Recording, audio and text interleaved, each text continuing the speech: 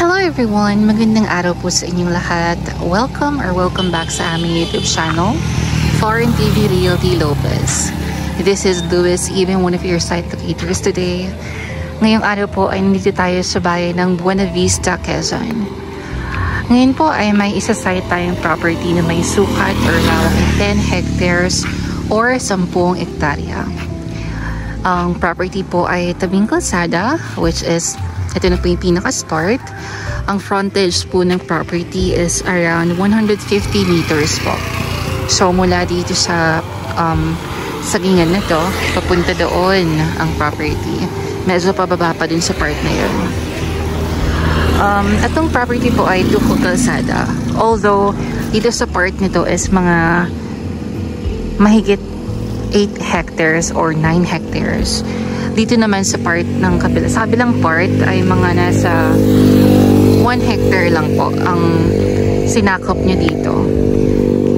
Ang property po ay mga nasa 6 kilometers ang layo from the town proper of Buena Vista. Okay. So as you can see naman dito, medyo flat sa part ito, sa pinaka front na part ng property. Although, dun sa may likod na part na medyo pa-slope na siya. Okay? As you can see, may mga niyog dito. Sabi ng may-ari, mga nasa 500 more or less ang puno ng niyog. Ito naman, maraming puno ng mahogany. Ayan, mahogany. Pati dito may puno rin ng mahogany.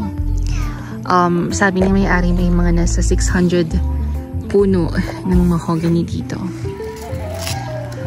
And as you can see naman, since tabi lang siya ng provincial road, of course, may source of electricity. Kita niyo naman yung mga poste. Ayan. Parang sa part na yun, may mga maisan. I'm not sure, pero try natin kung kayang puntahan. Ayan, kita niyo naman yung mga mahogany, malalaki na. Siguro matagal na daw nakatanim.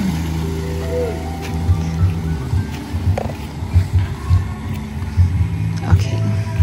Pababain natin yung property. Ayaw natin libutin.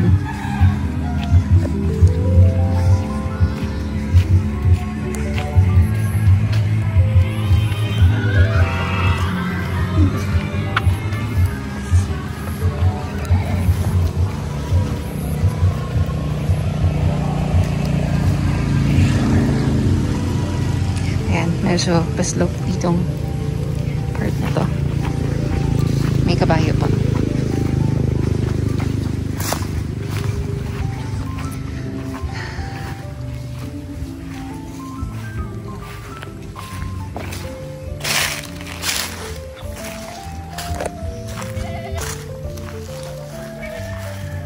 Ayan yung mga mahogany. Matataba na. Yung sabihin, matatanda na sila.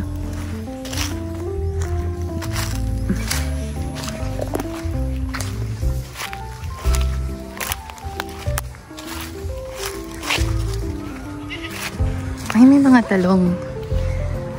Ayan, mga talong yan.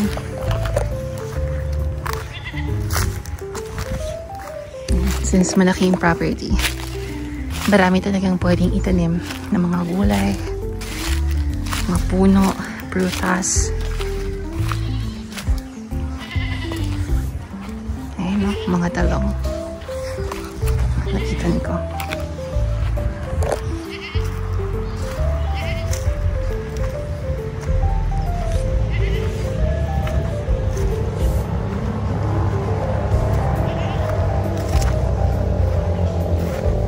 Parang hindi na harvest. Yung iba nabubulok na. Ayan, mga talong.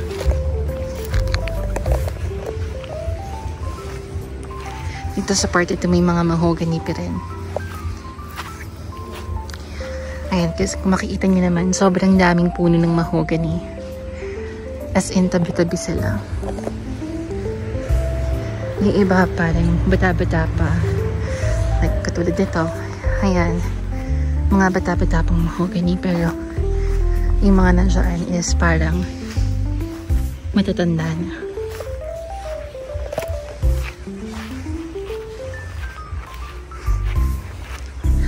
So, ayan yung provincial road. Doon tayo nanggaling. Medyo nakakahingal lang siya ng slight. Since medyo pa-slope nga siya.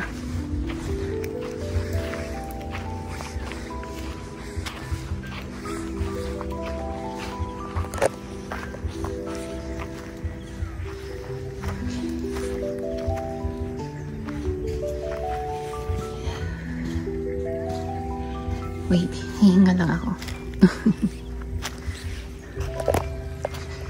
Yan, meron pa rin mga talong dito.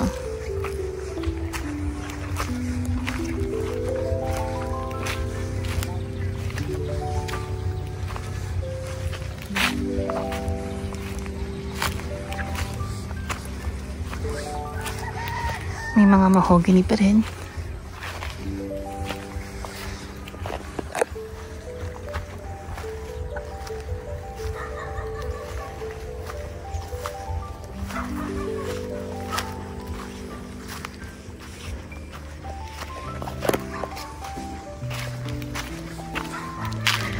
Ayun, mga mais nga yun. Yung binuro ko kanina.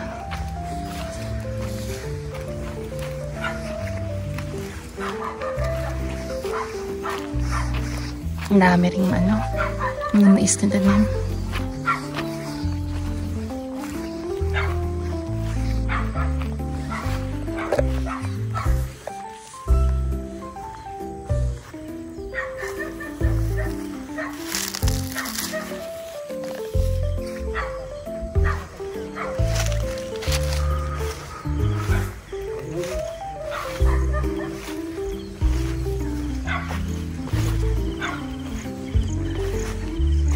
Hanggang saan pa to, kuya?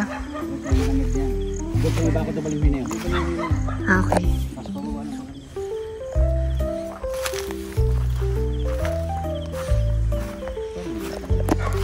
Okay. So, yung pinaka-boundary doon niya is yung balinghoy doon sa itaas or kamoting kahoy. Kung tawagin sa amin, kamoting kahoy. Dito kasi balinghoy eh.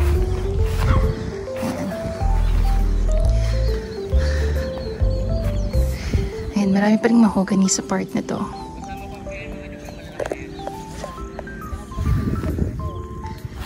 Yan. Kung makikita niyo yung mga nyug na yan, kasama pa yan.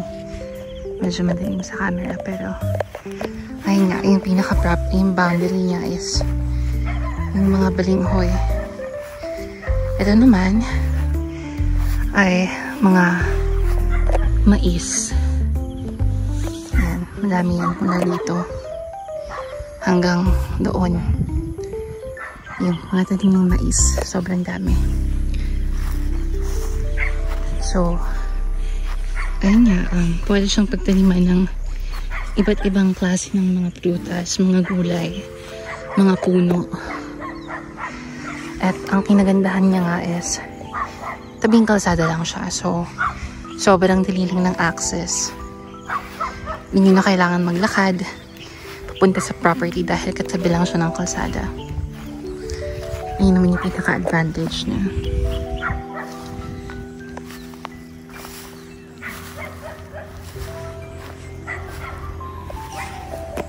Ito parang taniman ng talong din pero hindi na rin naalagaan eh.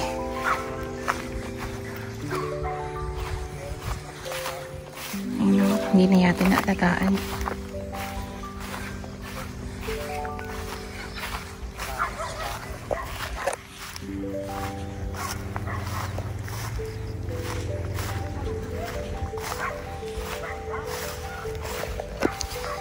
Yung mga puno rin ng saging.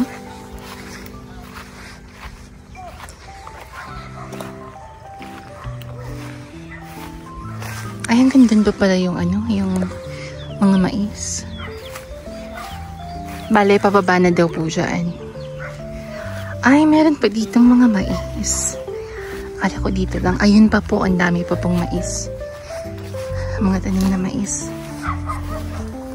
Sa bagay, malawak nga kasi yung property, so pwedeng pagtaniman ng iba't ibang klase ng mga tanim. Ayun o, maisan pa yun, papunta dun pa. Ang galing. Tapos yung pinaka-boundary niya is itong mga balinghoy or kamoting kahoy.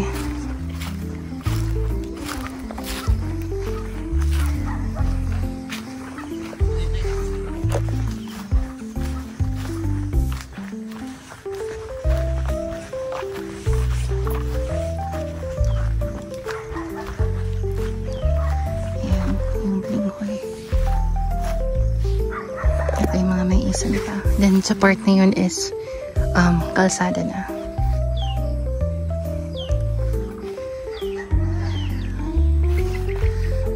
Alright, thank you so much po sa patuloy na panonood ng aming mga vlogs. Kung kayo po ay may mga katanungan or inquiries about this property, wag po kayong mahiyang tumawag or mag-text sa mga numero na nasa itaas. Again, this is Louis, even one of your site locators today. Thank you so much and see you on our next vlogs. Bye!